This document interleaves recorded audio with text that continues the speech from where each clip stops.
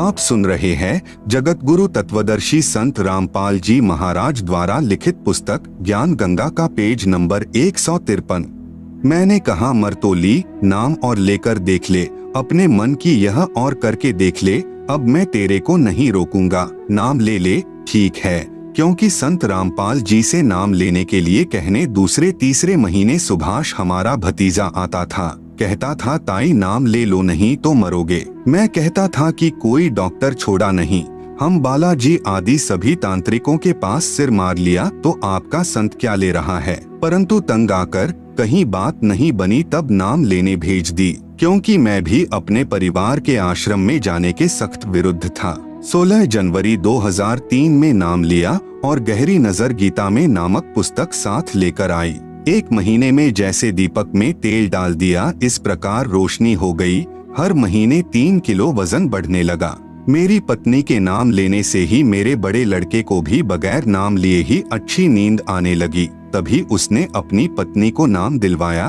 फिर मैंने गहरी नजर गीता में पुस्तक पढ़ी, तब मैं भी गहराई में गया तो पाया कि ऐसा ज्ञान कभी नहीं पढ़ा व सुना था, और मैंने भी अप्रैल 2003 में नाम लिया। आज मेरे घर में सभी बड़े से बच्चे तक ने नाम ले लिया है। जब वह बीमारी होती थी तब सारा घर कांप उठता था। लड़ाई झगड़ा, नौकरी में विवाद, डॉक्टर का आना जाना या मेडिकल में इमरजेंसी में लेकर पहुंचते थे। आज हमारा घर स्वर्ग के समान है और सतलोक जाने की इच्छा है। 1 महीना पहले स्वपन में परमेश्वर कबीर साहेब जी गुड़गांव सेक्टर 57 में प्लॉट बुक कर गए। जब द्रा निकला तो वही प्लॉट नंबर मिला जो स्वपन में कबीर परमेश्वर ने बताया था। सुबह समाचार पत्र पढ़ा तो वही प्लॉट नंबर अलॉट था। हमारे यहाँ ऐसी बीमारी थी कि कोई भी इतना दुखी नहीं होगा जो हम थे। अब संत रामपाल दास जी महाराज से उपदेश प्राप्त करने के पश्चात बहुत थोड़े दिनों में हम बहुत सुखी हैं। मेरे घर पर जिन्न यानी जिंद प्रकट हुआ। उसने कहा मैं आपके आश्रम में जाता हूँ, सब कुछ देखकर आता हूँ, परंतु मैं शीशों में नहीं जाता जहाँ संत जी बैठकर सत्संग करते हैं, क्योंकि मैंने सब बातों का पता है। अगर वहाँ जाऊंगा तो मेरी पिटाई बनेगी, इसलिए मैं वापस बाहर आ जाता हूँ। और तुम कहीं तांत्रिकों के पास क्या, चाहे बालाजी गए, मैं अंदर जाया ही नहीं करता, बाहर रह जाता हूँ। मेरे को कोई बांधने वाला नहीं है। मेरे साथी डरपोक थे, वह भाग गए, मैं नहीं जाऊंगा। मेरे को पढ़कर छोड़ रखा है। मैंने तेरे घर व तेरी लड़की के घर की ईंट से ईंट बजानी है। मैं इस प्रकार पढ़कर छोड़ रखा हूँ कि एक के बाद एक सभी के विनाश का नंबर आएगा, चाहे कहीं भी भाग लो। कुछ दिन के बाद वही प्रेत घर में फिर प्रकट हुआ और जोर जोर से बोलने लगा, कहाँ है तेरा गुरु रामपाल, कहाँ है तेरा मालिक कबीरदेव यानी कबीर परमेश्वर। जब भी वह प्रकट होता था मनुष्य की तरह बातचीत करता था। आप सुन रहे हैं जगत गुरु तत्वदर्शी संत रामपाल जी महाराज द्वारा लिखित पुस्तक ज्ञान गंगा का पेज नंबर 154। तभी मेरी पत्नी हमारे घर पर बने पूजा स्थल पर चली गई और दंडवत प्रणाम किया। तभी जिंद यानी प्रेत की पिटाई आरंभ हो गई और कहने लगा, क्या पिटाई करते हो, इन दीवारों को अब गिरा दूंगा। उसकी अच्छी पिटाई हुई। वो कहने लगा, हाय ये तो दीवार नहीं लोहे का जाल है, सरिये हैं। ये मालिक रामपाल जी कहाँ से आ गए, ये तो बरवाला सत्संग करने गए हुए थे। उस दिन संत रामपाल जी महाराज बरवाला जिला हिसार में सत्संग करने गए हुए थे। मैं तो इसलिए आया था कि मालिक यहाँ पर है ही नहीं। जिंद ने कहा कि मैं आया था तुम्हारी ईंट से ईंट बजाने, परंतु मेरी ईंट से ईंट बज गई। मेरे को नरक में डालेंगे, मैं चला जाऊंगा, मुझे छुड़वा दो। करौंथा आश्रम में संत रामपाल जी बैठे हैं। इनको आदमी मत समझना, पूर्ण परमात्मा आए हुए हैं। इनको मत छोड़ देना, नहीं तो खता खा जाओगे। ऐसे ही खेड़ा कचनी वाला पंडित भी इलाज करता था। जब मैं खेड़ा कंचनी में गया तो उस पंडित ने बताया कि आपका परिवार एक के बाद एक करके खत्म हो जाएगा। मैंने नहीं मानी, परंतु शाहपुर में ही भाई की लड़कियों की शादी कर रखी है तथा वह पंडित भी शाहपुर का ही है। फिर पंडित जी ने हमारे चौधरी को बताया कि रोहतक वाले चौधरी रामकुमार के यहाँ बहुत खतरनाक बीमारी है और सारा परिवार नष्ट हो जाएगा, उनको बुलाकर लाओ। तब हमारे चौधरी साहब ने बटेऊ को मेरे पास भेजा। हमारे बटेऊ जिले सिंह ने बताया और वह साथ लेकर गया। बुलाना तो आसान था, परंतु फिर इलाज बहुत मुश्किल हो गया। उसके काबू में नहीं आया। मंगल व शनिवार को रात के समय 5-5 चौकियां आती थी। उन्हें उतारता और साथ में तालाब में डाल देता। यह कार्यक्रम 4 साल तक चलता रहा, परंतु बाद में हाथ खड़े कर दिए। मैं बोहता वाला जींद एक सियाने के पास पहुंचा। उसने कहा कि तेरी बीमारी मैं काट दूंगा। आपकी बीमारी का मुझे पता है। वह हमें कई बार बालाजी भी ले गया। न उस सियाने के काबू में आया और न उसके मंदिर में, क्योंकि मंगल व शनिवार को चौकियों के आने ने उसको इतना तंग कर दिया कि वह भी हाथ खड़े कर गया। क्योंकि चौकियां जब आती थी तो मेरे पास भी संदेश आ जाता था कि रात 9 से 2 बजे तक आग जलाकर, पानी का लोटा लेकर और लाठी लेकर जागते रहना है। यह कार्यक्रम सन 1996 से 2002 तक चलता रहा। बोतावाले के पास जब चौकी आई तो उसमें एक पर्ची मिली थी। बोतावाले सियाने को कहा था कि बीच से हट जा, तेरे को 50,000 रुपए दे देंगे, नहीं तो तेरी भी खैर नहीं है। उसने डर के कारण मुझे इनकार कर दिया। मैं दिन में दिल्ली नौकरी करने जाता और रात को पहरा देता।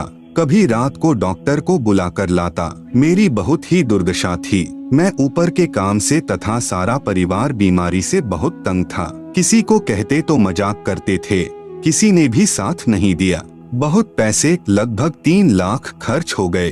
आप सुन रहे हैं जगत गुरु तत्वदर्शी संत रामपाल जी महाराज द्वारा लिखित पुस्तक ज्ञान गंगा का पेज नंबर 155। मेरी पत्नी चांद कौर को थायराइड हो गई थी। जनवरी 2003 में डॉक्टर ओपी गुप्ता ने थायराइड के लिए तिमारपुर दिल्ली अस्पताल में दाखिल करवाने के लिए मार्क कर दिया, परंतु वहां न जाकर मैं मेडिकल में डॉक्टर चुग इसका स्पेशलिस्ट था, उनसे इलाज करवाया। उसने कहा सारी उम्र दवा खानी पड़ेगी, परंतु अब 2003 में नाम लेने के बाद दवाई बिल्कुल समाप्त हो गई। मैंने डॉक्टर चुग को भी चेक करवाया तो हैरान हो गए, ये कैसे हुआ। सारी बातें बताई। अब मेरे लड़के व मेरी पत्नी की सभी बीमारियां बंदी छोड़ने ठीक कर दी। बड़े लड़के का नाम सुरेंद्र कुमार तथा छोटे लड़के का नाम मनोज कुमार है। दोनों हरियाणा पुलिस में नौकरी करते हैं। जब वे दोनों ही उस जिंद भूत से ग्रस्त थे, वह घाल ने भी उन पर कई बार अटैक किया, लेकिन नाम उपदेश ले रखा था, इसलिए उनको परमात्मा कबीर साहिब ने बचा लिया। तत्वदर्शी जगत गुरु संत रामपाल महाराज हमारे लिए ही अवतरित हुए हैं, क्योंकि जिस परिवार में 2 लड़के नौकरी पर दोनों में ही जिंद हो तो उस घर में क्या होगा। जिस औरत के दोनों लड़कों के साथ ऐसा खिलवाड़ हो और खुद में भी जिंद हो तो क्या जिंदगी है। जो लोग करौंथा आश्रम के बारे में ज्ञान अर्जित नहीं करते, वे लोग अंधेरे में हैं, क्योंकि पढ़ने के लिए दिमाग दिया है। पढ़िए और सोचिए कि वास्तविकता क्या है। हमारा परिवार बर्बाद हो गया था। मेरे बच्चे और मेरी पत्नी जब ठीक हो गई तभी मैंने अपने आप को सतगुरु रामपाल जी के चरणों में समर्पण कर दिया। मेरा कुछ नहीं है, ये तन मन धन सभी गुरु जी के चरणों में समर्पित करता हूँ। मेरी लड़की ने व दामाद ने भी नाम ले लिया। आज मेरी बेटी का घर भी स्वर्ग हो गया है। मेरा दामाद शराब पीता था, उसने शराब भी त्याग दी। मेरी लड़की की प्रमोशन, प्लॉट, मकान आदि चंद दिनों में ही प्राप्त हो गए तथा सबकी मौज हो रही है। सन 2003 में बंदी छोड़ गुरु रामपाल जी महाराज ने हमारे पाप कर्मों रूपी सूखे घास के ढेर को सतनाम रूपी अग्नि से जलाकर नष्ट कर दिया। न कोई गंडा, न कोई डोरी, न राख, न ताबिज आदि कुछ नहीं, बस केवल बंदी छोड़ के मंत्र यानी नाम उपदेश मात्र से सर्व रोग नष्ट हो गए। मंत्र तो मोक्ष प्राप्ति के लिए सभी बंधनों से छुटकारा पाकर सतलोक ले जाने का है। ये सभी बीमारियां तो रुंगे में कबीरदेव की कृपा से ही समाप्त हो जाती हैं। यदि ऐसा न हो तो भक्ति से विश्वास उठ जाता है। अब हम बहुत सुखी हैं। अब चाहे कोई कुछ भी करे, हमारे घर पर कुछ नहीं हो सकता, क्योंकि हम बंदी छोड़ कबीर साहेब के हंस हैं, उनके चरणों में हैं। मैं भी नहीं मानता था, इन बातों को पाखंड कहता था, परंतु जब एक के बाद एक को डॉक्टर के पास ले जाता था तथा बीमारी में पैसे भी लगे, तंग भी हुए, तब आंखें खुली वास्तव में ही जाल में फंसा रखा है। इसलिए अपने इस भ्रम को भुला देना कि भूत प्रेत कुछ नहीं है। आप सुन रहे हैं जगत गुरु तत्वदर्शी संत रामपाल जी महाराज द्वारा लिखित पुस्तक ज्ञान गंगा का पेज नंबर 156। मैं कहता हूँ कि बकवास नहीं, ये बातें वास्तव में हैं, क्योंकि मरोड़ में मैंने अपने घर को बर्बाद कर दिया होता। इसलिए मैं सभी पाठकों से प्रार्थना करता हूँ कि आप भी अपने समस्त दुखों से छुटकारा पाने व सत्य भक्ति करने के लिए सतलोक आश्रम करौंथा में परम पूज्य संत रामपाल जी महाराज से मुफ्त उपदेश प्राप्त करके अपने मनुष्य जीवन को सफल बनाएं। प्रार्थी headmaster Ramkumar MAB8। Mobile number 8684869051। उपरोक्त कुछ भक्तात्माओं की आत्मकथाएं आपने पढ़ी। ऐसे भक्त हजारों लाखों हैं जो अपनी आत्मकथा पुस्तकों में लिखवाना चाहते हैं, लेकिन यहाँ पर स्थान के अभाव के कारण हम कुछ एक भक्तों की आत्मकथा दे पाए। यदि सभी भक्तों की आत्मकथा हम लिखने बैठ जाए तो शायद सैकड़ों पुस्तकें छप जाएंगी। इसलिए समझदार व्यक्ति को इशारा यानी संकेत ही काफी होता है। भक्ति में भेद, भक्ति में बहुत भेद होता है। आप चाहे किसी देव देवी की भक्ति करें, उसका फल अवश्य मिलेगा जो कि नाशवान होगा, लेकिन मुक्ति नहीं हो पाएगी और पाप कर्म भी समाप्त नहीं होंगे जिन्हें भोगने के लिए बार बार जन्म लेते रहना पड़ेगा। मुक्ति तो केवल पूर्ण संत की शरण में जाकर अर्थात उनसे नाम उपदेश लेकर पूर्ण परमात्मा की भक्ति करने से ही हो पाएगी, अन्यथा नहीं। ये संसार समझदा नाही, कहंदा श्याम दोपहरेनु, गरीबदास ये वक्त जात है, रोवेगो इस पहरेनु। आप सुन रहे हैं जगत गुरु तत्वदर्शी संत रामपाल जी महाराज द्वारा लिखित पुस्तक ज्ञान गंगा का पेज नंबर 157। कबीर साहेब जी की काल से वार्ता। जब परमेश्वर ने सर्व ब्रह्मांडों की रचना की और अपने लोक में विश्राम करने लगे, उसके बाद हम सभी काल के ब्रह्मांड में रहकर अपना किया हुआ कर्मदंड भोगने लगे और बहुत दुखी रहने लगे, सुख व शांति की खोज में भटकने लगे और हमें अपने निज घर सतलोक की याद सताने लगी तथा वहां जाने के लिए भक्ति प्रारंभ की। किसी ने चारों वेदों को कंठस्थ किया तो कोई उग्र तप करने लगा और हवन यज्ञ ध्यान समाधि आदि क्रियाएं प्रारंभ की, लेकिन अपने निज घर सतलोक नहीं जा सके, क्योंकि उपरोक्त क्रियाएं करने से अगले जन्मों में अच्छे समृद्ध जीवन को प्राप्त होकर जैसे राजा महाराजा, बड़ा व्यापारी, अधिकारी, देव महादेव, स्वर्ग महास्वर्ग आदि वापस 184 भोगने लगे। बहुत परेशान रहने लगे और परमपिता परमेश्वर से प्रार्थना करने लगे कि हे दयालु, हमें निज घर का रास्ता दिखाओ। हम हृदय से आपकी भक्ति करते हैं, आप हमें दर्शन क्यों नहीं दे रहे हो? यह वृतांत कबीर साहेब ने धर्मदास जी को बताते हुए कहा कि धर्मदास, इन जीवों की पुकार सुनकर मैं अपने सतलोक से जोगजीत का रूप बनाकर काल लोक में आया। तब 21वें ब्रह्मांड में जहाँ काल का निज घर है, वहाँ पर तप्तशिला पर जीवों को भूनकर सूक्ष्म शरीर से गंध निकाला जा रहा था। मेरे पहुँचने के बाद उन जीवों की जलन समाप्त हो गई। उन्होंने मुझे देखकर कहा कि हे पुरुष, आप कौन हो? आपके दर्शन मात्र से ही हमें बड़ा सुख व शांति का आभास हो रहा है। फिर मैंने बताया कि मैं पारब्रह्म परमेश्वर कबीर हूँ। आप सब जीव मेरे लोक से आकर काल ब्रह्म के लोक में फंस गए हो। यह काल रोजाना 1 लाख मानव के सूक्ष्म शरीर से गंध निकाल कर खाता है और बाद में नाना प्रकार की योनियों में दंड भोगने के लिए छोड़ देता है। तब वे जीवात्माएं कहने लगी कि हे दयालु परमेश्वर, हमारे को इस काल की जेल से छुड़वा। मैंने बताया कि यह ब्रह्मांड काल ने 3 बार भक्ति करके मेरे से प्राप्त किए हुए हैं। जो आप यहाँ सब वस्तुओं का प्रयोग कर रहे हो, ये सभी काल की हैं और आप सब अपनी इच्छा से घूमने के लिए आए हो। इसलिए अब आपके ऊपर काल ब्रह्म का बहुत ज्यादा ऋण हो चुका है और वह ऋण मेरे सच्चे नाम के जाप के बिना नहीं उतर सकता। जब तक आप ऋण मुक्त नहीं हो सकते, तब तक आप काल ब्रह्म की जेल से बाहर नहीं जा सकते। इसके लिए आपको मुझसे नाम उपदेश लेकर भक्ति करनी होगी, तब मैं आपको छुड़वा कर ले जाऊंगा। हम यह वार्ता कर ही रहे थे कि वहाँ पर काल ब्रह्म प्रकट हो गया और उसने बहुत क्रोधित होकर मेरे ऊपर हमला बोला। मैंने अपनी शब्द शक्ति से उसको मूर्छित कर दिया। फिर कुछ समय बाद वह होश में आया, मेरे चरणों में गिरकर क्षमा याचना करने लगा और बोला कि आप मुझसे बड़े हो, मुझ पर कुछ दया करो और यह बताओ कि आप मेरे लोक में क्यों आए हो। तब मैंने काल पुरुष को बताया कि कुछ जीवात्माएं भक्ति करके अपने निज घर सतलोक में वापस जाना चाहती हैं।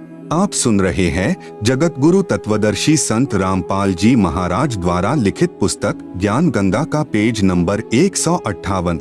उन्हें सतभक्ति मार्ग नहीं मिल रहा है, इसलिए वे भक्ति करने के बाद भी इसी लोक में रह जाती हैं।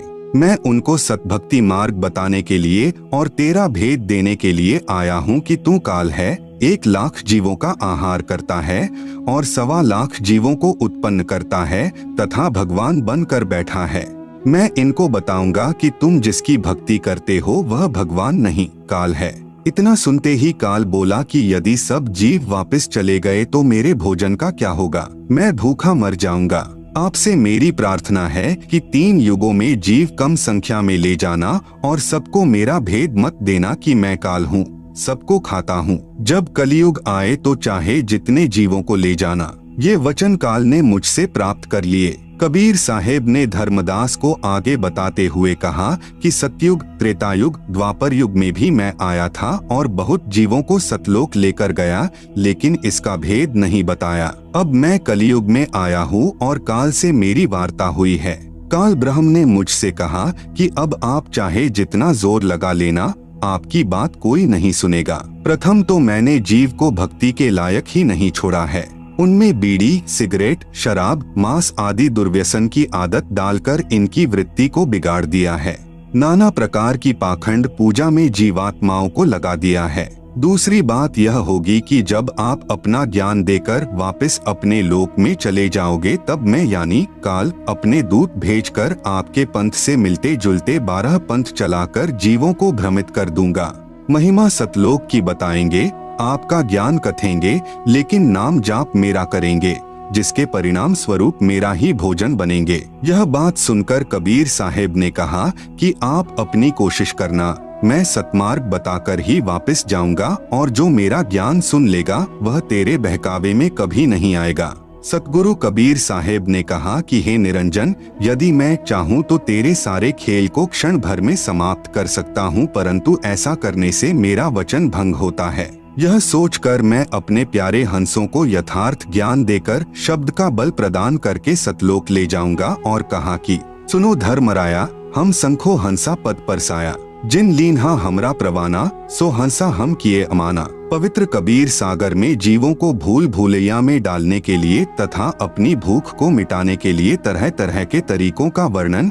12 पंथ करूँ मैं साजा, नाम तुम्हारा ले करूँ आवाजा। 12 यम संसार पठो, नाम तुम्हारे पंथ चलै हो। प्रथम दूत मम प्रगटे जाई, पीछे अंश तुम्हारा आई। यही विधि जीवन को भ्रमाऊं, पुरुष नाम जीवन समझाऊं। 12 पंथ नाम जो लहे, सो हमरे मुख आन समय है। कहा तुम्हारा जीव नहीं माने, हमारी ओर हो बात बखाने। आप सुन रहे हैं जगत गुरु तत्वदर्शी संत रामपाल जी महाराज द्वारा लिखित पुस्तक ज्ञान गंगा का पेज नंबर 159। मैं दृढ़ फंदा रची बनाई, जामे जीव रहे उर्झाई। देवल देव पाषाण पूजाई, तीर्थ व्रत जप तप मन लाई। यज्ञ होम अरुनेम अचारा, और अनेक फंद में डारा। जो ज्ञानी जाओ संसारा, जीव न माने कहा तुम्हारा।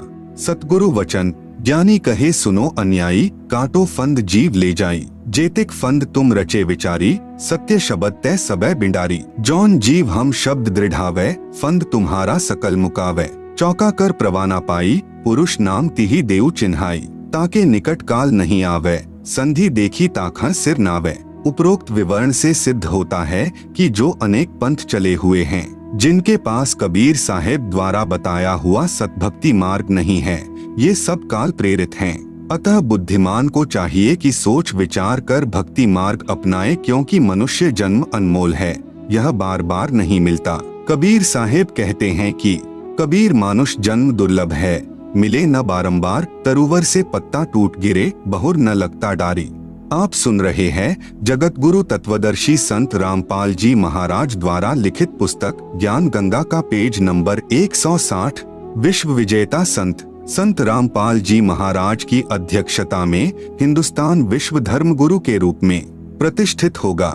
संत रामपाल जी के विषय में नास्त्रेदमस की भविष्यवाणी फ्रांस देश के नास्त्रेदमस नामक प्रसिद्ध भविष्यवक्ता ने सन यानी ईसवी संबत 1555 में 1000 श्लोकों में भविष्य की सांकेतिक सत्य भविष्यवाणियां लिखी हैं। 100 श्लोकों के 10 शतक बनाए हैं, जिनमें से अब तक सर्व सिद्ध हो चुकी हैं। हिंदुस्तान में सत्य हो चुकी भविष्यवाणियों में से नंबर 1, भारत की प्रथम महिला प्रधानमंत्री बहुत प्रभावशाली व कुशल होगी। यह संकेत स्वर्गीय श्रीमती इंदिरा गांधी की ओर है तथा उनकी मृत्यु निकटतम रक्षक द्वारा होना लिखा था, जो सत्य हुई। नंबर 2, उसके पश्चात उन्हीं का पुत्र उनका उत्तराधिकारी होगा और वह बहुत कम समय तक राज्य करेगा तथा आकस्मिक मृत्यु को प्राप्त होगा, जो सत्य सिद्ध हुई। पूर्व प्रधानमंत्री स्वर्गीय श्री राजीव गांधी जी के विषय में। नंबर 3, संत रामपाल जी महाराज के विषय में भविष्यवाणी नास्त्रेदमस द्वारा जो विस्तार पूर्वक लिखी है।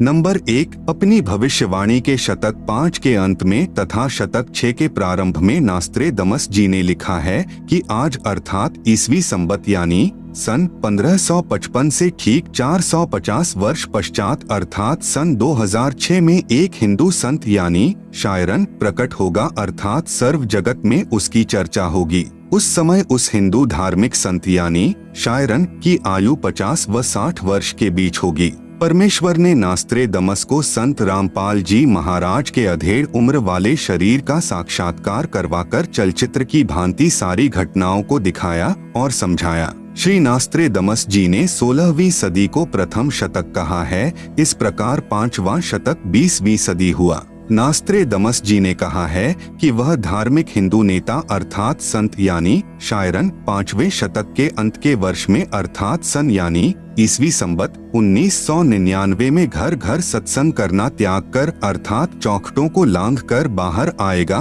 तथा अपने अनुयायियों को शास्त्र विधि अनुसार भक्ति मार्ग बताएगा। उस महान संत के बताए मार्ग से अनुयायियों को अद्वितीय आध्यात्मिक और भौतिक लाभ होगा। उस तत्वदृष्टा हिंदू संत के द्वारा बताए शास्त्र प्रमाणित तत्व ज्ञान को समझकर परमात्मा चाहने वाले श्रद्धालु ऐसे अचंभित होंगे जैसे कोई गहरी नींद से जागा हो। उस तत्वदृष्टा हिंदू संत द्वारा सन 1999 में चलाई आध्यात्मिक क्रांति ईसवी संबत 2006 तक चलेगी। तब तक बहुसंख्या में परमात्मा चाहने वाले भक्त तत्व ज्ञान समझकर अनुयायी बनकर सुखी हो चुके होंगे। उसके पश्चात उस स्थान की चौखट से भी बाहर लांघेगा। उसके पश्चात 2006 से स्वर्ण युग का प्रारंभ होगा। आप सुन रहे हैं जगत गुरु तत्वदर्शी संत रामपाल जी महाराज द्वारा लिखित पुस्तक ज्ञान गंगा का पेज नंबर 161। नोट: प्रिय पाठक जन, कृपया पढ़ें निम्न भविष्यवाणी जो फ्रांस देश के वासी श्री नास्त्रेदमस ने की थी, जिसके विषय में मद्रास के एक ज्योतिषास्त्री के एस कृष्णमूर्ति ने कहा है कि श्री नास्त्रेदमस जी द्वारा सन 1555 में लिखी भविष्यवाणियों का यथार्थ अनुवाद सन 1998 में महाराष्ट्र में एक ज्योतिष शास्त्री करेगा। वह ज्योतिष शास्त्री नास्त्रेदमस की भविष्यवाणियों का सांकेतिक भाषा का स्पष्टीकरण कर उसमें लिखित भविष्य घटनाओं का अर्थ देकर अपना भविष्य ग्रंथ प्रकाशित करेगा। उसी ज्योतिष शास्त्री द्वारा यथार्थ अनुवादित की गई पुस्तक से अनुवादकर्ता के शब्दों में पढ़े। नंबर 1, पृष्ठ 32-33 पर ठहरो स्वर्ण युग यानी रामराज्य आ रहा है। एक अधेड़ उम्र का औदार्य यानी उदार अजोड़ महासत्ता अधिकारी भारत ही नहीं सारी पृथ्वी पर स्वर्ण युग लाएगा और अपने सनातन धर्म का पुनरुत्थान करके यथार्थ भक्ति मार्ग बताकर सर्वश्रेष्ठ हिंदू राष्ट्र बनाएगा। तत्पश्चात ब्रह्मदेश पाकिस्तान, बांग्ला, श्रीलंका, नेपाल, तिब्बत यानी तिबेत, अफगानिस्तान, मलाया आदि देशों में वही सार्वभौम धार्मिक नेता होगा। सत्ताधारी चांडाल चौकड़ियों पर उसकी सत्ता होगी। वह नेता यानी शायरन दुनिया को अधाप मालूम होना है, बस देखते रहो। नंबर 2, पृष्ठ 40 पर फिर लिखा है ठहरो रामराज्य यानी स्वर्ण युग आ रहा है। जून ईसवी संबत 1999 से ईसवी संबत 2006 तक चलने उत्तराली उत्क्रांति में स्वर्ण युग का उत्थान होगा। हिंदुस्तान में उद्यन होने वाला तारणहार शायरन दुनिया में सुख समृद्धि व शांति प्रदान करेगा। नास्त्रेदमस जी ने निसंदेह कहा है कि प्रकट होने वाला शायरन अभी ज्ञात नहीं है, लेकिन वह क्रिश्चियन अथवा मुसलमान हरगिज नहीं है, वह हिंदू ही होगा और मैं नास्त्रेदमस उसका अभी छाती ठोक कर गर्व करता हूँ, क्योंकि उस दिव्य स्वतंत्र सूर्य शायरन का उदय होते ही सारे पहले वाले विद्वान कहलाने वाले महान नेताओं को निष्प्रभ होकर उसके सामने नम्र बनना पड़ेगा। वह हिंदुस्तानी महान तत्वदृष्टा संत सभी को अभूतपूर्व राज्य प्रदान करेगा। वह समान कायदा समान नियम बनाएगा। स्त्री पुरुष में अमीर गरीब में, जाति और धर्म में कोई भेदभाव नहीं रखेगा, किसी पर अन्याय नहीं होने देगा। उस तत्वदर्शी संत का सर्व जनता विशेष सम्मान करेगी। माता पिता तो आदरणीय होते ही हैं, परंतु आध्यात्मिकता व पवित्रता के आधार पर उस शायरन यानी तत्वदर्शी संत का माता पिता से भी अलग श्रद्धा स्थान होगा। नास्त्रेदमस स्वयं जू वंश का था तथा फ्रांस देश का नागरिक था। उसने क्रिश्चियन धर्म स्वीकार कर रखा था। फिर भी नास्त्रेदमस ने निसंदेह कहा है कि प्रकट होने वाला शायरन केवल हिंदू ही होगा। नंबर 3, पृष्ठ 41 पर सभी को समान कायदा, नियम, अनुशासन पालन करवाकर सत्य पथ पर लाएगा। मैं यानी नास्त्रेदमस एक बात निर्विवाद सिद्ध करता हूँ, वह शायरन यानी धार्मिक नेता नया ज्ञान आविष्कार करेगा। वह सत्य मार्गदर्शन करवाने वाला तारणहार एशिया खंड में जिस देश के नाम महासागर यानी हिंद महासागर है, उसी नाम वाले यानी हिंदुस्तान देश में जन्म लेगा। आप सुन रहे हैं जगत गुरु तत्वदर्शी संत रामपाल जी महाराज द्वारा लिखित पुस्तक ज्ञान गंगा का पेज नंबर 162। वह ना क्रिश्चियन, ना मुसलमान, ना जू होगा, वह निसंदेह हिंदू होगा। अन्य भूतपूर्व धार्मिक नेताओं से महतर बुद्धिमान होगा और अजिंक्य होगा। नास्त्रेदमस भविष्यवाणी के शतक 6 श्लोक 70 में महत्वपूर्ण संकेत संदेश बता रहा है। उससे सभी प्रेम करेंगे, उसका बोल बाला रहेगा, उसका भय भी रहेगा, कोई भी अपकृत्य करना नहीं सोचेगा। उसका नाम व कीर्ति त्रिखंड में गुंजेगी, अर्थात आसमानों के पार उसकी महिमा का बोलबाला होगा। अब तक अज्ञान निंद्रा में गाढ़े सोए हुए समाज को तत्व ज्ञान की रोशनी से जगाएगा। सर्व मानव समाज हड़बड़ा कर जागेगा। उसके तत्व ज्ञान के आधार से भक्ति साधना करेगा। सर्व समाज से सत्य साधना करवाएगा, जिस कारण सर्व साधकों को अपने आदि अनादि स्थान यानी सत्यलोक में अपने पूर्वजों के पास ले जाकर वहां स्थायी स्थान प्राप्त करवाएगा यानी वारिस बनाएगा। इस क्रूर भूमि यानी काल लोक से मुक्त करवाएगा। यह शब्द बोल उठेगा। नंबर 4, पृष्ठ 42-43। यह हिंसक क्रूर चंद्र यानी महाकाल कौन है, कहाँ है, यह बात शायरन यानी तत्वदर्शी संत ही बताएगा। उस क्रूर चंद्र से वह शायरन ही मुक्त करवाएगा। शायरन यानी तत्वदर्शी संत के कारकिर्द में इस भूतल की पवित्र भूमि पर यानी हिंदुस्तान में स्वर्णयुग का अवतरण होगा। फिर वह पूरे विश्व में फैलेगा। उस विश्व नेता और उसके सद्गुणों की उसके बाद भी महिमा गाई जाएगी। उसके मन की शालीनता, विनम्रता, उदारता का इतना रेल पेल बोल बाला होगा कि इससे पहले नमूद किए हुए शतक 6 श्लोक 70 के आखिरी पंक्ति में किया हुआ उल्लेख की अपना शब्द खुद ही बोल उठता है और शायरन की ही जुबान बोल रही है कि शायरन अपने बारे में बस 3 ही शब्द बोलता है, एक विजयी ज्ञाता इसके साथ और विशेषण न चिपकाए मुझे मंजूर नहीं होगा। यह पृष्ठ 42 वाला 4 उल्लेख वाणी शतक 6 श्लोक 71 है। हिंदू शायरन अपने ज्ञान से दैदीप्यमान उत्तुंग ऊंचा स्वरूप का विधान यानी तत्व ज्ञान फिर से बिना शर्त उजागर करवाएगा। Sharon will be chief of the world, loved, feared and unchallenged और मानवीय संस्कृति निर्धोक संवारेगा, इसमें संदेह नहीं। अभी किसी को मालूम नहीं, लेकिन अपने समय पर जैसे नरसिंह अचानक प्रकट हुआ था, ऐसे ही वह विश्व महान नेता यानी ग्रेट शायरन अपने तर्कशुद्ध अचूक आध्यात्मिक ज्ञान और भक्ति तेज से विख्यात होगा। मैं यानी नास्त्रेदमस अचंभित हूँ। मैं ना उसके देश यानी जहाँ से अवतरित होगा अर्थात सतलोक देश को तथा ना उसको जानता हूँ, मैं उसे सामने देख भी रहा हूँ। उसकी महिमा का शब्दबद्ध में कोई मिसाल नहीं कर सकता। बस उसे ग्रेट शायरन यानी महान धार्मिक नेता कहता हूँ। अपने धर्म बंधुओं की सद्कालीन समस्या से दयनीय अवस्था से बेचैन होता हुआ, स्वतंत्र ज्ञान सूर्य का उदय करता हुआ, अपने भक्ति तेज से जग का तारणहार 5वें शतक यानी 20वीं सदी के अंतिम वर्ष में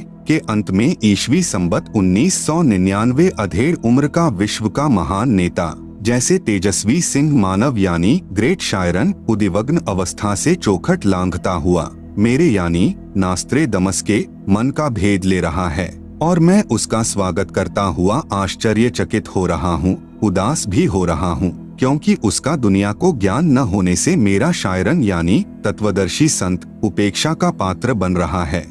आप सुन रहे हैं जगत गुरु तत्वदर्शी संत रामपाल जी महाराज द्वारा लिखित पुस्तक ज्ञान गंगा का पेज नंबर 163। मेरी यानी नास्त्रेदमस की चित भेदक भविष्यवाणी की और उस वैश्विक सिंह मानव की उपेक्षा न करें। उसके प्रकट होने पर तथा उसके तेजस्वी तत्व ज्ञान रूपी सूर्य उदय होने से आदर्शवादी श्रेष्ठ व्यक्तियों का पुनरुत्थान तथा स्वर्ण युग का प्रभात शतक 6 में आज ईस्वी संबत 1555 से 450 वर्ष बाद अर्थात 2006 में यानी 1555 प्लस 450 बराबर 2005 के पश्चात अर्थात 2006 में शुरुआत होगी। इस कृतार्थ शुरुआत का मैं यानी नास्त्रेदमस दृष्टा हो रहा हूँ। नंबर 5 पृष्ठ 44, 45, 46 नास्त्रेदमस शतक 1 श्लोक 50 में फिर प्रमाणित कर रहा है। 3 ओर से सागर से घिरे द्वीप यानी हिंदुस्तान देश में उस महान संत का जन्म होगा। उस समय तत्व ज्ञान के अभाव से अज्ञान अंधेरा होगा, नैतिकता का पतन होकर हाहाकार मचा होगा। वह शायरन यानी धार्मिक नेता गुरुवर अर्थात गुरुजी को वर यानी श्रेष्ठ मानकर अपनी साधना करेगा तथा करवाएगा। वह धार्मिक नेता यानी तत्वदर्शी संत अपने धर्म बल अर्थात भक्ति की शक्ति से तथा तत्व ज्ञान द्वारा सर्व राष्ट्रों को नतमस्तक करेगा। एशिया में उसे रोकना अर्थात उसके प्रचार में बाधा करना पागलपन होगा। शतक 1 श्लोक 50 नोट नास्त्रेदमस की भविष्यवाणी फ्रांस देश की भाषा में लिखी गई थी। बाद में एक पाल ब्रंटन नामक अंग्रेज ने इस नास्त्रेदमस की भविष्यवाणी सेंचुरी ग्रंथ को फ्रांस में कुछ वर्ष रहकर समझा, फिर इंग्लिश भाषा में लिखा। उसने गुरुवर शब्द को बृहस्पति गुरुवार अर्थात थर्सडे जानकर लिख दिया कि वह अपनी पूजा का आधार बृहस्पतिवार को बनाएगा। वास्तव में गुरुवर शब्द है जिसका अर्थ है सर्व गुरुओं में जो एक तत्वज्ञाता श्रेष्ठ है तथा गुरु को मुख्य मानकर साधना करना होता है। वेद भाषा में बृहस्पति का भावार्थ सर्वोच्च स्वामी अर्थात परमेश्वर, दूसरा अर्थ बृहस्पति का जगत गुरु भी होता है। जगत गुरु तथा परमेश्वर भी बृहस्पति का बोध है। वह अधेड़ उम्र में तत्व ज्ञान का ज्ञाता तथा ज्ञेय होकर त्रिखंड में कीर्तिमान होगा। मुझ यानी नास्त्रेदमस को उसका नया उपाय साधना मंत्र ऐसा जालिम मालूम हो रहा है जैसे सर्प को वश करने वाला गार्डू मंत्र से महाविशैले सर्प को वश कर लेता है। वह नया उपाय नया कायदा बनाने वाला तत्ववेता दुनिया के सामने उजागर होगा। उसी को मैं यानी नास्त्रेदमस अचंभित होकर ग्रेट शायरन बता रहा हूँ। उसके ज्ञान के दिव्य तेज के प्रभाव से उस द्वीपकल्प यानी भारतवर्ष में आक्रामक तूफान खलबली मचेगी अर्थात अज्ञानी संतों द्वारा विद्रोह किया जाएगा। उसको शांत करने का उपाय भी उसी को मालूम होगा। जैसे जालिम सरपनी को वश किया जाता है, वह सिंह के समान शक्तिशाली व तेजपुंज व्यक्तित्व का होगा। यह मैं नास्त्रेदमस स्पष्ट शब्दों में बता रहा हूँ कि वह कुंडलिनी शक्ति धारण किए हुए है। आगे स्पष्ट शब्द यह है कि जिस समय वह शायरन जिस महासागर में द्वीपकल्प है उसी देश के नाम पर महासागर का भी नाम है यानी हिंद महासागर। आप सुन रहे हैं जगत गुरु तत्वदर्शी संत रामपाल जी महाराज द्वारा लिखित पुस्तक ज्ञान गंगा का पेज नंबर 164। विशेषता यह होगी कि उस देश की भुजंग सर्पिनी शक्ति यानी कुंडलनी शक्ति का पूर्ण परिचित प्रू मास्टर होगा। वह शायरन यानी महान धार्मिक नेता, उदारमत वाला, कृपालु, दयालु, दैदीप्यमान, सनातन साम्राज्य अधिकारी, आदि पुरुष यानी सत्य पुरुष का अनुयायी होगा। उसकी सत्ता सार्वभौम होगी। उसकी महिमा उपाय गुरु श्रद्धा, गुरु भक्ति अर्थात गुरु बिना कोई साधना सफल नहीं होती, इस सिद्धांत को दृढ़ करेगा। तत्व ज्ञान का सत्संग करके प्रथम अज्ञान निंद्रा में सोए अपने धर्म बंधुओं यानी हिंदुओं को जागृत करके अंधविश्वास के आधार पर साधना कर रहे श्रद्धालुओं को शास्त्र विधि रहित साधना का बुर्का फाड़कर गूढ़ गहरे ज्ञान यानी तत्व ज्ञान का प्रकाश करेगा। अपने सनातन धर्म का पालन करवाकर समृद्ध शांति का अधिकारी बनाएगा। तत्पश्चात उसका तत्व ज्ञान संपूर्ण विश्व में फैलेगा। उस यानी महान तत्वदर्शी संत के ज्ञान की कोई भी बराबरी नहीं कर सकेगा अर्थात उसका कोई भी सानी नहीं होगा। उसके गूढ़ ज्ञान यानी तत्व ज्ञान के सामने सूर्य का तेज भी कम पड़ेगा। इसलिए मैं यानी नास्त्रेदमस वैश्विक सिंह महामानव इतना महान होगा कि मैं उसकी महिमा को शब्दों में नहीं बांध पाऊंगा। मैं यानी नास्त्रेदमस उस ग्रेट शायरन को देख रहा हूँ। उपरोक्त विवरण का भावार्थ है कि उस विश्व नेता को 50 वर्ष की आयु में तत्व ज्ञान शास्त्रों में प्रमाणित होगा। अर्थात वह 50 वर्ष की आयु में सन 2001 में सर्व धर्मों के शास्त्रों को पढ़कर उनका ज्ञाता यानी तत्वज्ञानी होगा तथा उसके पश्चात उस तत्व ज्ञान का ज्ञेय यानी जानने योग्य परमेश्वर का ज्ञान अन्य को प्रदान करने वाला होगा तथा उसका आध्यात्मिक जन्म अमावस्या को होगा। उस समय उसकी आयु तरुण अर्थात 16, 20, 25 वर्ष की नहीं होगी, वह प्रौढ़ होगा तथा जब वह प्रसिद्ध होगा तब उसकी आयु 50 से 60 साल के मध्य होगी। नंबर 6, पृष्ठ 46-47। नास्त्रेदमस कहता है कि निसंदेह विश्व में श्रेष्ठ तत्वज्ञाता यानी ग्रेट शायरन के विषय में मेरी भविष्यवाणी के शब्दा शब्द को किसी नेताओं पर जोड़कर तर्क वितर्क करके देखेंगे तो कोई भी खरा नहीं उतरेगा। मैं यानी नास्त्रेदमस छाती ठोक कर शब्दा शब्द कह रहा हूँ। मेरा शायरन का कर्तृत्व और उसका गूढ़ गहरा ज्ञान यानी तत्वज्ञान ही सर्व की खाल उतारेगा। बस 2006 साल आने दो। इस विधान का एक एक शब्द खरा खरा समर्थन शायरन ही देगा। नंबर 7, पृष्ठ 52। नास्त्रेदमस ने अपनी भविष्यवाणी में कहा है कि 21वीं सदी के प्रारंभ में दुनिया के क्षितिज पर शायरन का उदय होगा। जो भी बदलाव होगा वह मेरी यानी नास्त्रेदमस की इच्छा से नहीं बल्कि शायरन की आज्ञा से, नीति की इच्छा से सारा बदलाव होगा ही होगा। उसमें से नया बदलाव मतलब हिंदुस्तान सर्वश्रेष्ठ राष्ट्र होगा। कई सदियों से ना देखा ऐसा हिंदुओं का सुख साम्राज्य दृष्टिगोचर होगा। उस देश में पैदा हुआ धार्मिक संत ही तत्वदृष्टा तथा जग का तारणहार जगत जेता होगा। आप सुन रहे हैं जगत गुरु तत्वदर्शी संत रामपाल जी महाराज द्वारा लिखित पुस्तक ज्ञान गंगा का पेज नंबर 165। एशिया खंडों में रामायण, महाभारत आदि का ज्ञान जो हिंदुओं में प्रचलित है उससे भी भिन्न आगे का ज्ञान उस तत्वदर्शी संत का होगा। वह सत्पुरुष का अनुयायी होगा। वह एक अद्वितीय संत होगा। नंबर 8, पृष्ठ 74। बहुत सारे संत नेता आएंगे और जाएंगे, सर्व परमात्मा के द्रोही तथा अभिमानी होंगे। मुझे यानी नास्त्रेदमस को आंतरिक साक्षात्कार उस शायरन का हुआ है। नास्त्रेदमस ने कहा है कि उस महान हिंदू धार्मिक नेता को न पहचानकर उस पर राष्ट्रद्रोह का भी आरोप लगाया जाएगा। मुझे यानी नास्त्रेदमस को दुख है कि वह महान धार्मिक नेता यानी शायरन उपेक्षा का पात्र बनाया जाएगा, परंतु हिंदुस्तान का हिंदू संत आगामी अंधकारी यानी भक्ति ज्ञान के अभाव से अंधे, प्रलयकारी यानी स्वार्थवश भाई भाई को मार रहा है, बेटा बाप से विमुख है, हिंदू हिंदू का शत्रु, मुसलमान मुसलमान का दुश्मन बना है, धुंधुकारी यानी माया की दौड़ में बेसब्रे समाज, जगत को नया प्रकाश देने वाला सर्वश्रेष्ठ जगतजेता धार्मिक विश्व नेता की अपनी उदासी के सिवा कोई अभिलाषा नहीं होगी, अर्थात मानव उद्धार के लिए चिंता के अतिरिक्त कुछ भी स्वार्थ नहीं होगा, न अभिमान होगा। यह मेरी भविष्यवाणी की गौरव की बात होगी कि वास्तव में वह तत्वदर्शी संत संसार में अवश्य प्रसिद्ध होगा। उसके द्वारा बताया ज्ञान सदियों तक छाया रहेगा। वह संत आधुनिक वैज्ञानिकों की आंखें चकाचौंध करेगा, ऐसे आध्यात्मिक चमत्कार करेगा कि वैज्ञानिक भी आश्चर्य में पड़ जाएंगे। उसका सर्व ज्ञान शास्त्र प्रमाणित होगा। मैं यानी नास्त्रेदमस कहता हूँ कि बुद्धिवादी व्यक्ति उसकी उपेक्षा न करें, उसे छोटा ज्ञानदीप न समझें। उस तत्ववेता महामानव यानी शायरन को सिंहासनस्थ करके यानी आसन पर बैठाकर उसको आराध्य देव मानकर पूजा करें। वह आदि पुरुष यानी सत्पुरुष का अनुयायी दुनिया का तारणहार होगा। संत रामपाल जी महाराज के समर्थन में अन्य भविष्यवक्ताओं की भविष्यवाणियां। नंबर 1, इंग्लैंड के ज्योतिषी कीरो ने सन 1925 में लिखी पुस्तक में भविष्यवाणी की है। 20वीं सदी अर्थात सन 2000 ईस्वी के उत्तरार्ध में यानी सन 1950 के पश्चात उत्पन्न संत ही विश्व में एक नई सभ्यता लाएगा जो संपूर्ण विश्व में फैल जाएगी।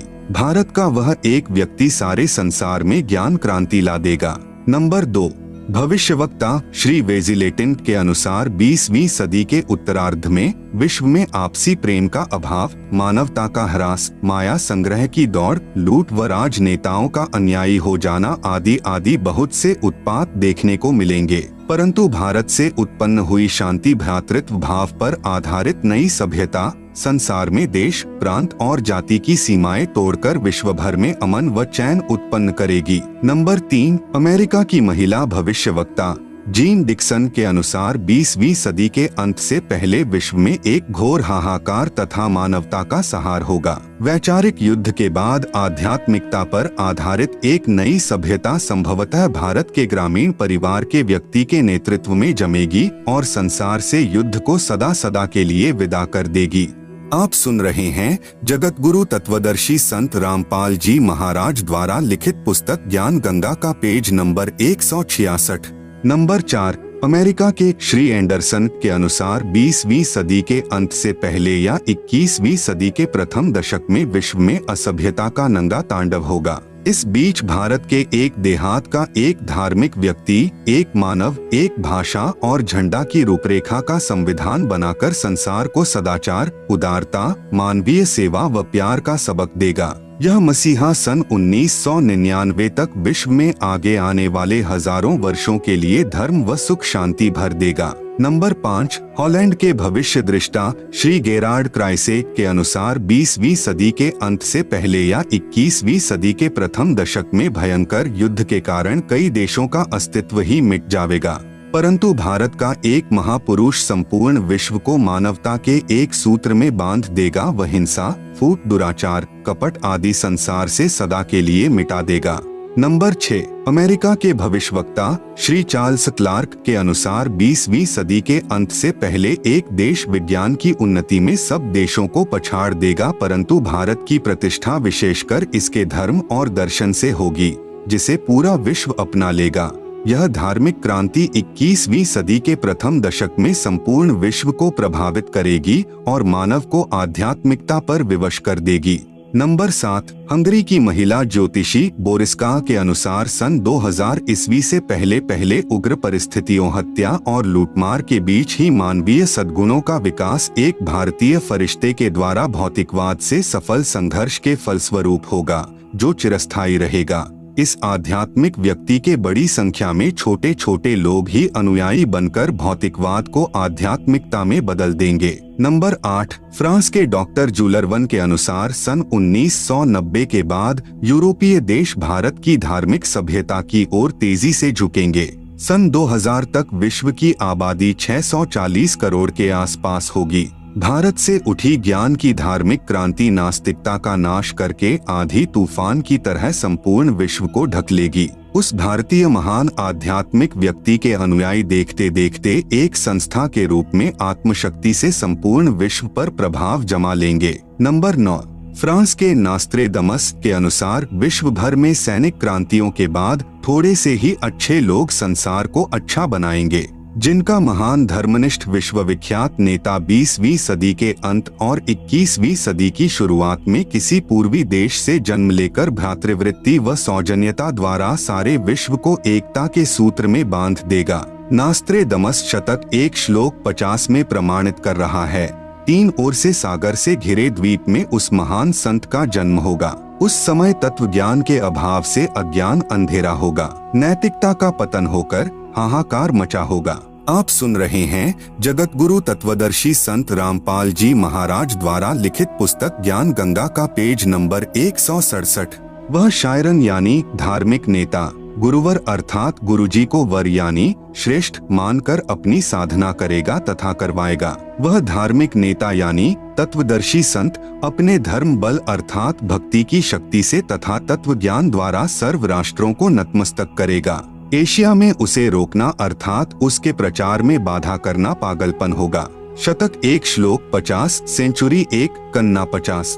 नंबर 10। इजराइल के प्रोफेसर हरार के अनुसार भारत देश का एक दिव्य महापुरुष मानवतावादी विचारों से सन 2000 ईस्वी से पहले आध्यात्मिक क्रांति की जड़ें मजबूत कर लेगा व सारे विश्व को उनके विचार सुनने को बाध्य होना पड़ेगा। भारत के अधिकतर राज्यों में राष्ट्रपति शासन होगा, पर बाद में नेतृत्व धर्मनिष्ठ वीर लोगों पर होगा, जो एक धार्मिक संगठन के आश्रित होंगे। नंबर 11। नॉर्वे के श्री आनंदाचार्य की भविष्यवाणी के अनुसार सन 1998 के बाद एक शक्तिशाली धार्मिक संस्था भारत में प्रकाश में आवेगी, जिसके स्वामी एक गृहस्थ व्यक्ति की आचार संहिता का पालन संपूर्ण विश्व करेगा।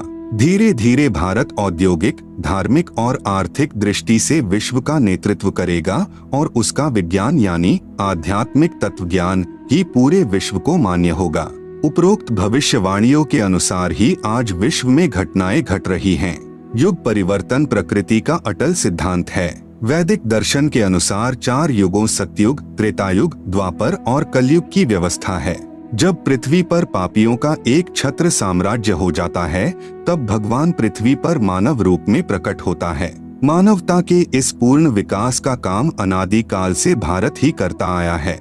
इसी पुण्य भूमि पर अवतारों का अवतरण अनादि काल से होता आ रहा है। लेकिन कैसी विडंबना है कि ऋषि मुनियों, महापुरुषों व अवतारों के जीवन काल में उस समय के शासन व्यवस्था व जनता ने उनकी दिव्य बातों व आदर्शों पर ध्यान नहीं दिया और उनके अंतर्ध्यान होने पर दुगने उत्साह से उनकी पूजा शुरू कर पूजने लग गए। यह भी एक विडंबना कि हम जीवंत और समय रहते उनकी नहीं मानते, अपितु उनका विरोध व अपमान ही करते रहे हैं। कुछ स्वार्थी तत्व जनता को भ्रमित करके परम संत को बदनाम करके बाधक बनते हैं। यह उक्ति हर युग में चरितार्थ होती आई है और आज भी हो रही है। जो महापुरुष हजारों कष्टों को सहन कर अपनी तपस्या व सत्य पर अडिग रहता है, उनकी बात असत्य नहीं हो सकती। सत्य पर अडिग रहते हुए ईसा मसीह ने अपने शरीर में कीलों की भयंकर पीड़ा को झेला। सुकरात ने जहर का प्याला पिया। श्री राम तथा श्री कृष्ण जी को भी यातनाओं का शिकार होना पड़ा। ईसा मसीह ने कहा था कि पृथ्वी और आकाश टल सकते हैं, सूर्य का अटल सिद्धांत है उदय अस्त वो भी निरस्त हो सकता है, लेकिन मेरी बातें कभी झूठी नहीं हो सकती है। आप सुन रहे हैं जगत गुरु तत्वदर्शी संत रामपाल जी महाराज द्वारा लिखित पुस्तक ज्ञान गंगा का पेज नंबर 168। सज्जनों, यदि आज के करोड़ों मानव उस परम तत्व के ज्ञाता संत को ढूंढकर स्वीकार कर उनके बताए पथानुसार अपनी जीवन शैली को सुधार लेंगे, तो पूरे विश्व में सद्भावना, आपसी भाईचारा, दया तथा सद्भक्ति का वातावरण हो जाएगा। वर्तमान का मानव बुद्धिजीवी है, इसलिए उस संत के विचारों को अवश्य स्वीकार करेगा तथा धन्य होगा। वह संत है जगत गुरु तत्वदर्शी संत रामपाल जी महाराज। कृपया पढ़े संत रामपाल जी महाराज की संक्षिप्त जीवनी जो सर्व भविष्यवाणियों पर खरी उतर रही है। संत रामपाल जी महाराज का संक्षिप्त परिचय। संत रामपाल जी का जन्म 8 सितंबर 1951 को गांव धनाना जिला सोनीपत हरियाणा में एक किसान परिवार में हुआ। पढ़ाई पूरी करके हरियाणा प्रांत में सिंचाई विभाग में जूनियर इंजीनियर की पोस्ट पर 18 वर्ष कार्यरत रहे। सन 1988 में परम संत रामदेवानंद जी से दीक्षा प्राप्त की तथा तन मन से सक्रिय होकर स्वामी रामदेवानंद जी द्वारा बताए भक्ति मार्ग से साधना की तथा परमात्मा का साक्षात्कार किया। संत रामपाल जी को नाम दीक्षा 17 फरवरी 1988 को फाल्गुन महीने की अमावस्या को रात्रि में प्राप्त हुई। उस समय संत रामपाल जी महाराज की आयु 37 वर्ष थी। उपदेश दिवस यानी दीक्षा दिवस को संत मत में उपदेशी भक्त का आध्यात्मिक जन्मदिन माना जाता है। उपरोक्त विवरण श्री नास्त्रे दमस जी की उस भविष्यवाणी से पूर्ण मेल खाता है जो पृष्ठ संख्या 44-45 पर लिखी है। जिस समय उस तत्वदृष्टा शायरन का आध्यात्मिक जन्म होगा, उस दिन अंधेरी अमावस्या होगी। उस समय उस विश्व नेता की आयु 16, 20, 25 वर्ष नहीं होगी। वह तरुण नहीं होगा, बल्कि वह प्रौढ़ होगा और वह 50 और 60 वर्ष के बीच की उम्र में संसार में प्रसिद्ध होगा। वह सन 2006 होगा। सन 1993 में स्वामी रामदेवानंद जी महाराज ने आपको सत्संग करने की आज्ञा दी तथा सन 1994 में नामदान करने की आज्ञा प्रदान की। भक्ति मार्ग में लीन होने के कारण जूनियर इंजीनियर की पोस्ट से त्यागपत्र दे दिया, जो हरियाणा सरकार द्वारा 16/5/2000 को पत्र क्रमांक 3492-3500 तिथि 16/5/2000 के तहत स्वीकृत है। सन 1994 से 1998 तक संत रामपाल जी महाराज ने घर घर, गांव गांव, नगर नगर में जाकर सत्संग किया। बहुसंख्या में अनुयायी हो गए। साथ साथ ज्ञानहीन संतों का विरोध भी बढ़ता गया। सन 1999 में गांव करौंथा जिला रोहतक यानी हरियाणा में सतलोक आश्रम करौंथा की स्थापना की तथा 1 जून 1999 से 7 जून 1999 तक परमेश्वर कबीर जी के प्रकट दिवस पर 7 दिवसीय विशाल सत्संग का आयोजन करके आश्रम का प्रारंभ किया तथा महीने की प्रत्येक पूर्णिमा को 3 दिन का सत्संग प्रारंभ किया। आप सुन रहे हैं जगत गुरु तत्वदर्शी संत रामपाल जी महाराज द्वारा लिखित पुस्तक ज्ञान गंगा का पेज नंबर 169। दूर दूर से श्रद्धालु सत्संग सुनने आने लगे तथा तत्व ज्ञान को समझकर बहुसंख्या में अनुयायी बनने लगे। चंद दिनों में संत रामपाल महाराज जी के अनुयायियों की संख्या लाखों में पहुंच गई। जिन ज्ञानहीन संतों व ऋषियों के अनुयायी संत रामपाल जी के पास आने लगे तथा अनुयायी बनने लगे, फिर उन अज्ञानी आचार्यों तथा संतों से प्रश्न करने लगे कि आप सर्व ज्ञान अपने सदग्रंथों के विपरीत बता रहे हो। यजुर्वेद अध्याय 8 मंत्र 13 में लिखा है कि पूर्ण परमात्मा अपने भक्त के सर्व अपराध यानी पाप नाश यानी क्षमा कर देता है। आपकी पुस्तक जो हमने खरीदी है उसमें लिखा है कि परमात्मा अपने भक्त के पाप क्षमा यानी नाश नहीं करता। आपकी पुस्तक सत्यार्थ प्रकाश समुल्लास 7 में लिखा है कि सूर्य पर पृथ्वी की तरह मनुष्य तथा अन्य प्राणी वास करते हैं। इसी प्रकार पृथ्वी की तरह सर्व पदार्थ हैं। बाग बगीचे नदी झरने आदि, क्या यह संभव है? पवित्र यजुर्वेद अध्याय 5 मंत्र 1 में लिखा है कि परमात्मा सशरीर है।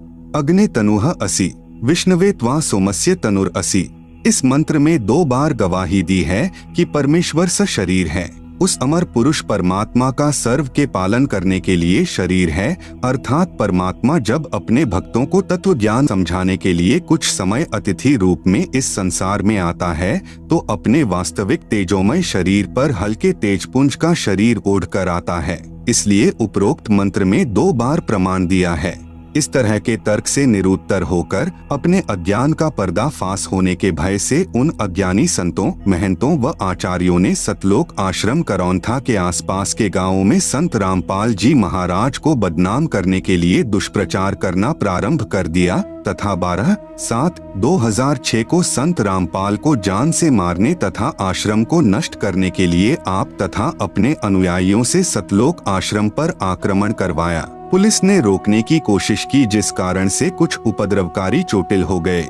सरकार ने सतलोक आश्रम को अपने अधीन कर लिया तथा संत रामपाल जी महाराज व कुछ अनुयायियों पर झूठा केस बनाकर जेल में डाल दिया। इस प्रकार 2006 में संत रामपाल जी महाराज विख्यात हुए।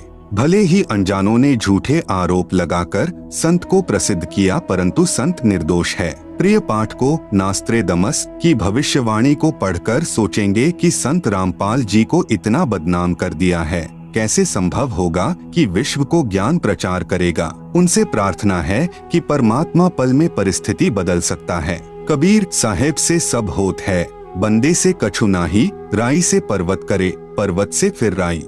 परमेश्वर कबीर जी अपने बच्चों के उद्धार के लिए शीघ्र ही समाज को तत्व ज्ञान द्वारा वास्तविकता से परिचित करवाएंगे। फिर पूरा विश्व संत रामपाल जी महाराज के ज्ञान का लोहा मानेगा। आप सुन रहे हैं जगत गुरु तत्वदर्शी संत रामपाल जी महाराज द्वारा लिखित पुस्तक ज्ञान गंगा का पेज नंबर 170। संत रामपाल जी महाराज सन 2003 से अखबारों व टीवी चैनलों के माध्यम से सत्य ज्ञान का प्रचार कर अन्य धर्म गुरुओं से कह रहे हैं कि आपका ज्ञान शास्त्र विरुद्ध, अर्थात आप भक्त समाज को शास्त्र रहित पूजा करवा रहे हैं और दोषी बन रहे हैं। यदि मैं गलत कह रहा हूं तो इसका जवाब दो। आज तक किसी भी संत ने जवाब देने की हिम्मत नहीं की। संत रामपाल जी महाराज को ईस्वी संवत यानी सन 2001 में अक्टूबर महीने के प्रथम बृहस्पतिवार को अचानक प्रेरणा हुई कि सर्व धर्मों के सद्ग्रंथों का गहराई से अध्ययन कर इस आधार पर सर्वप्रथम पवित्र श्रीमद् भगवद गीता जी का अध्ययन किया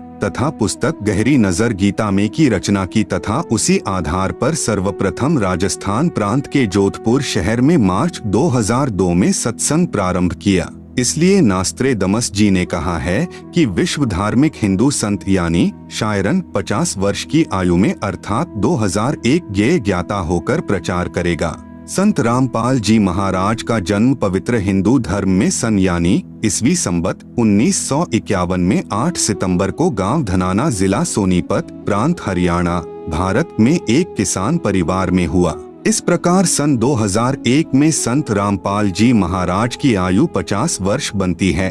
सो नास्त्रेदमस के अनुसार खरी है, इसलिए वह विश्व धार्मिक नेता संत रामपाल जी महाराज ही हैं, जिनकी अध्यक्षता में भारतवर्ष पूरे विश्व पर राज्य करेगा। पूरे विश्व में एक ही ज्ञान भक्ति मार्ग चलेगा, एक ही कानून होगा, कोई दुखी नहीं रहेगा, विश्व में पूर्ण शांति होगी। जो विरोध करेंगे अंत में वे भी पश्चाताप करेंगे तथा तत्व ज्ञान को स्वीकार करने पर विवश होंगे और सर्व मानव समाज मानव धर्म का पालन करेगा और पूर्ण मोक्ष प्राप्त करके सतलोक जाएंगे। जिस तत्व ज्ञान के विषय में नास्त्रेदमस जी ने अपनी भविष्यवाणी में उल्लेख किया है कि उस विश्व विजेता संत के द्वारा बताए शास्त्र प्रमाणित तत्व ज्ञान के सामने पूर्व के सर्व संत निष्प्रभ यानी असफल हो जाएंगे तथा सर्व को नम्र होकर झुकना पड़ेगा, उसी के विषय में परमेश्वर कबीर बंदी छोड़ जी ने अपनी अमृत वाणी में पवित्र कबीर सागर ग्रंथ में, जो संत धर्मदास जी द्वारा लगभग 550 वर्ष पूर्व लिपिबद्ध किया गया है, कहा है कि एक समय आएगा जब पूरे विश्व में मेरा ही ज्ञान चलेगा, पूरा विश्व शांति पूर्वक भक्ति करेगा, आपस में विशेष प्रेम होगा, सतयुग जैसा समय यानी स्वर्ण युग होगा। परमेश्वर कबीर बंदी छोड़ द्वारा बताए ज्ञान को संत रामपाल जी महाराज ने समझा है।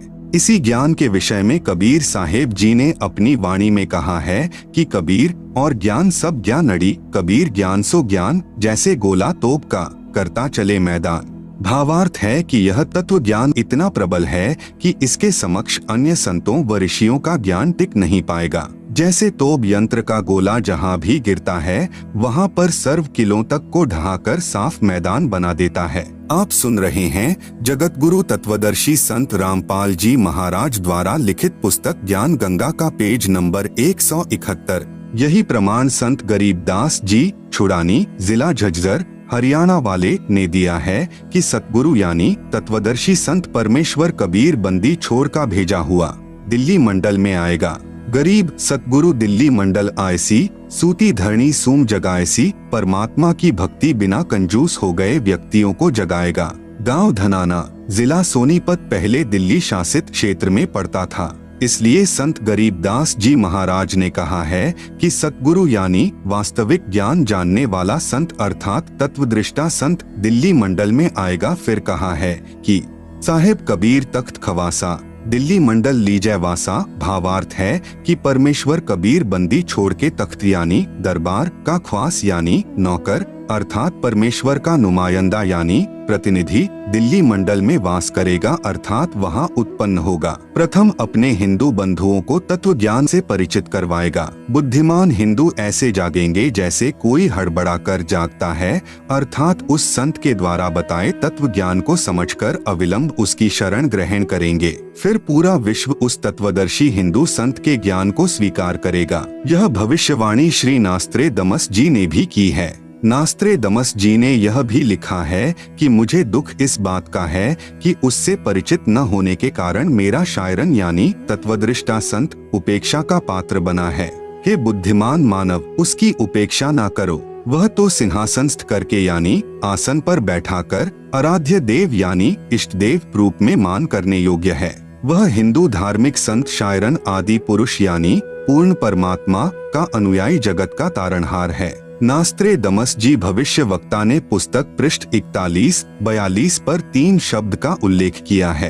कहा है कि वह विश्व विजेता तत्वदृष्टा संत क्रूर चंद्र अर्थात काल की दुखदाई भूमि से छुड़ाकर अपने आदि अनादि पूर्वजों के साथ वारिस बनाएगा तथा मुक्ति दिलाएगा। यहाँ पर उपदेश मंत्र की ओर संकेत है कि वह शायरन केवल 3 शब्द यानी ओम तत् सत ही मंत्र जाप देगा। इन 3 शब्दों के साथ मुक्ति का कोई अन्य शब्द न चिपकाएगा। यही प्रमाण पवित्र ऋग्वेद मंडल 10 सूक्त 90 मंत्र 16 में, सामवेद श्लोक संख्या 822 तथा श्रीमद् भगवत गीता अध्याय 17 श्लोक 23 में है कि पूर्ण संत यानी तत्वदर्शी संत 3 मंत्र यानी ओम तत् सत जिनमें तत् तथा सत सांकेतिक हैं, देकर पूर्ण परमात्मा यानी आदि पुरुष की भक्ति करवाकर जीव को काल जाल से मुक्त करवाता है। फिर वह साधक की भक्ति कमाई के बल से वहां चला जाता है जहां आदि सृष्टि के अच्छे प्राणी रहते हैं।